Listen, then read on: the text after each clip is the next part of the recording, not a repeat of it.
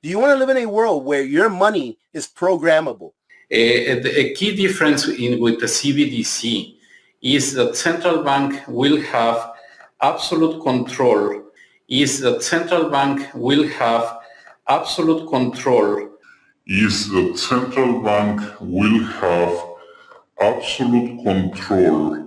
So we're going to talk today about the Federal Reserve and the centrally banked digital currency that they want to implement upon the U.S. population. Let me start off first of all by telling you what a CBDC is. For those of you that don't know, what a CBDC is a centrally banked digital currency. And ladies and gentlemen, the reason this is a big deal is because this is going to steal from you, from me, from everyone that this is imposed on. It is going to steal our labor. It is going to steal our ability to make decisions for ourselves. And it is going to enable the Federal Reserve, ladies and gentlemen, which is a private organization, which is not federal and has no reserves and answers only to its stockholders. And last I knew, I don't have stock in the Federal Reserve. Only a few people do. So it's going to put all of the power on how you can spend your money in one entity's hands. And ladies and gentlemen, let me tell you how dangerous that is. What if they don't like who you vote for? What if they don't like that you are a critic of government? What if they don't like that you vote for the right instead of the left? Or what if they don't like that you vote for the left instead of the right? Meaning is that they can demonetize your life. They can demonetize your life with the push of one button. And let me tell you what, anyone that tells you, oh, that's conspiracy theory. No, it's not, ladies and gentlemen. That is fact. Just like today, a credit card can tell you, I'm going to go ahead and close your credit card account because I don't like what kind of work you do. For example, let's say that you're in some kind of business that is not, that credit cards aren't friendly with. Like, let's say, for example, I've heard of some freedom seed companies who've had their accounts closed by credit cards and banks because those credit cards or banks didn't like freedom seeds. Cannabis, I've heard of a lot of cannabis businesses, especially here in Alaska when they first opened up. Banks didn't want to do business with them. So what about if the Federal Reserve doesn't want to do business with you because of your ideology? And it doesn't matter, ladies and gentlemen. Remember I said a while back, for those people that are calling for certain groups to be censored, to watch out, because one day they're going to be coming after you. That's already started happening. But for those that are calling for a CBDC that are maybe ignorant of all of the power that it is that we are handing over to the Federal Reserve and the government by allowing them to control our money digitally, right? Not only control our money digitally, but by allowing the Federal Reserve, a non-elected institution, non-federal institution, to govern and control our money. That, ladies and gentlemen, will completely strip us of all of our property rights. All our analysis on CBDC, in particular for the use of general use, we tend to establish the equivalence with cash, and there is a huge difference there. For example, in cash, we don't know, for example, who's using a $100 bill today. We don't know who is using a 1,000 peso bill today. A key difference with the CBDC is that central bank will have absolute control. Is that central bank will have absolute control. Is that central bank will have absolute control on the rules and regulations that will determine the use of that expression of central bank liability. And also we will have the technology to enforce that. And also we will have the technology to enforce that. And also we will have the technology to enforce that. At any time, they can turn off your account. They will be able to control where you spend your money. If they don't want you going to McDonald's to get that Big Mac, you're not going to be able to spend money at McDonald's to get that Big Mac. If they don't want you going shopping on Tuesdays, at Costco's, guess what? You're not going to be able to go shopping on Tuesdays at Costco's. If they tell you, hey, listen, your carbon footprint has already reached its limit this month, you can't buy any more gasoline, they'll be able to tell you that you can't buy more gasoline by just pushing a button, and it can be on an individual basis or on a regional basis or on a national basis, ladies and gentlemen. CBDC is very, very restrictive on our liberties. Now, I can tell you this. If they do implement this, I would assume that the first year or two, it will be great. People will love it because it's going to work great. People are going to be very happy. The government will probably be giving us free money, UBI, and everything's going to be going great. But then once they get rid of cash, once cash is out of the picture, that's it.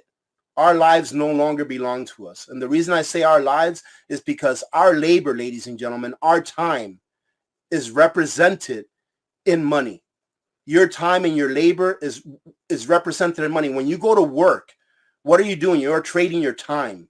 You are trading your freedom, your time, your skills for a paycheck.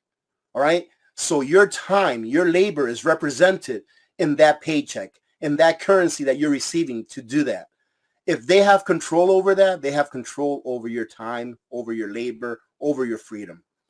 So here it says the Federal Reserve released a long-awaited review of the potential for creating a central bank digital currency. Ahead of making the decision, the Fed has asked the public to submit answers on 22 questions posed by the report. So ladies and gentlemen, if you want to go, I'm going to leave the link to this article at the description of the video, and I'm also going to put it on a pinned comment after this live stream is done on this video. If you want to go over there, you can actually give them input as to whether you like this idea or not. Do you want to live in a world where your money is programmable? What do I mean by is your money programmable?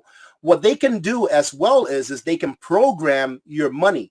All right. They can program your money by saying, hey, listen, you got $1,000 today. If you don't spend that money by, 2 weeks from now, it's going to be reduced by 10%. And if you don't spend it, the rest of that by a month from the day you got it, it's going to be reduced to 50%. Ladies and gentlemen, they can program your lives by programming your money, by telling you where and when you can shop, by telling you what you can shop for, and by telling you how much your money is worth. The introduction of a CBDC would represent a highly significant innovation in American money.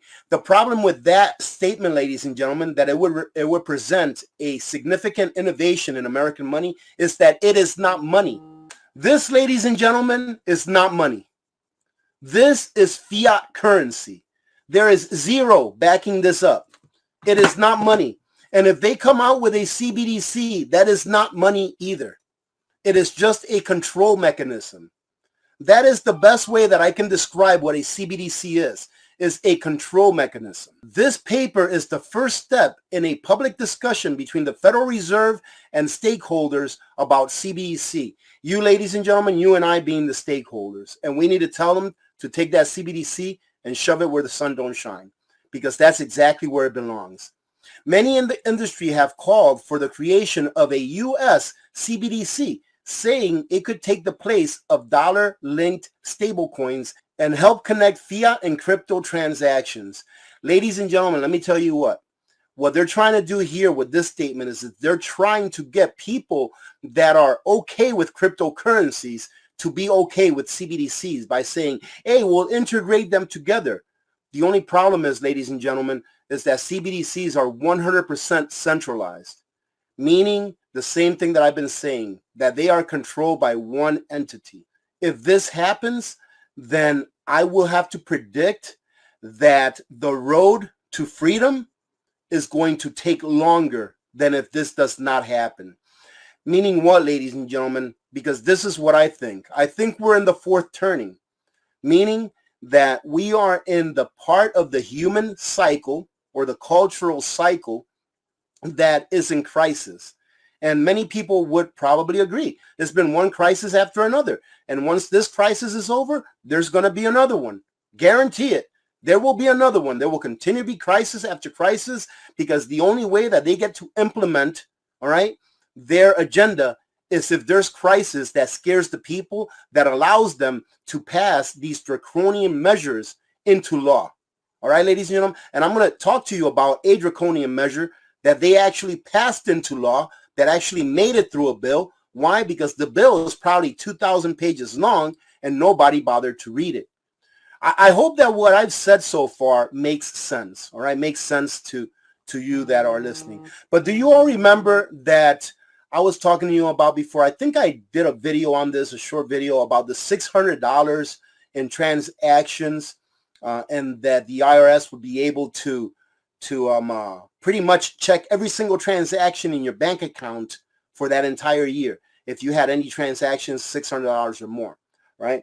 And remember that they were saying, well, Janet Yellen, I think it was saying that, well, this is so that we can get billionaires. This is so that we can make sure that billionaires are paying their fair share. And I remember saying, it's not for the billionaires, ladies and gentlemen. It's for you and me.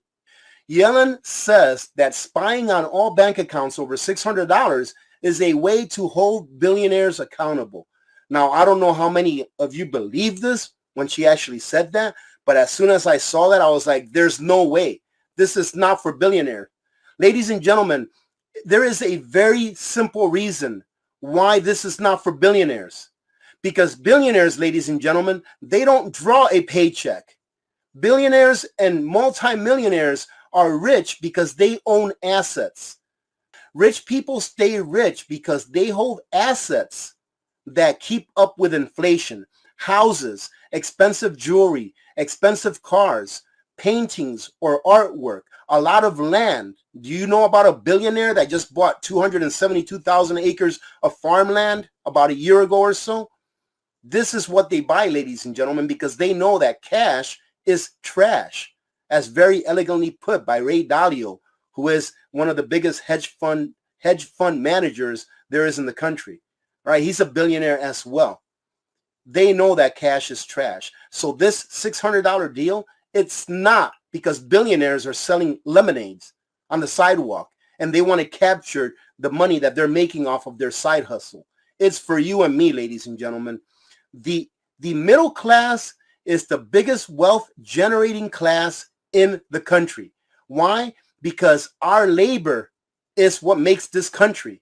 And the middle class and lower classes are the ones that work. Millionaires and billionaires don't do the work. They hold most of their wealth in assets. If they need money, they just sell some of their stocks. All right? They just sell some of their stocks or sell a piece of land, and then they pay whatever little taxes they're going to pay on that, because usually it's capital gains taxes, which is a lot less than income taxes on whatever monies they end up taking out. This is a big lie, and it's going to be imposed on us, ladies and gentlemen. I can see it being imposed on us as far as the CBDC. I can see it happening because people, for the most part, are on that first rung of the ladder. Let me tell you what, ladies and gentlemen, I don't blame a lot of people for their ignorance. And the reason is this, is because, as I've said in the past, I call it the rungs of life. You know, the rungs of a ladder are like the rungs of life, right? So that first rung of the ladder, once you have accomplished that, that means that you have a steady job, that you can make enough money to pay for a house, put a roof over your head, your family's head, feed your family, you know, and buy your kids shoes and have maybe medical insurance and stuff like that. You're on that first rung. You need everything that you need to live.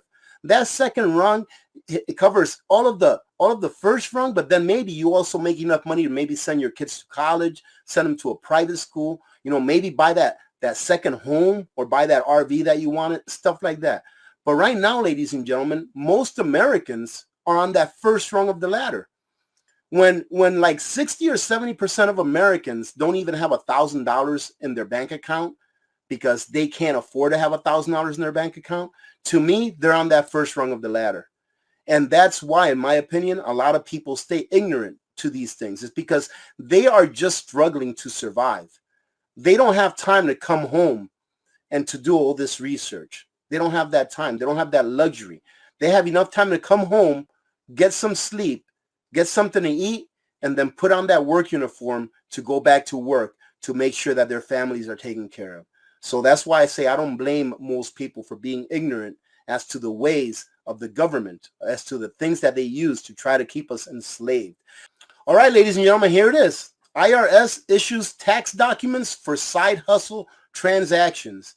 Whereas before they were telling us, all right, before they were telling us, hey, this is for billionaires. They're telling you and me, this is for billionaires. This is not for you. Don't worry about it. This is not going to affect you. But now if you drive Dash, now if you have a yard sale, now if you get paid through Venmo or through PayPal or whatever it is, if you sell something over Craigslist or something or eBay and you get money through PayPal or Venmo or whatever, guess what, ladies and gentlemen? You are the ones that this was for. That's why I say never trust, never believe what these liars tell you. They are liars. That is what they do for a living. They lie. They lie in order that we work and they don't have to work.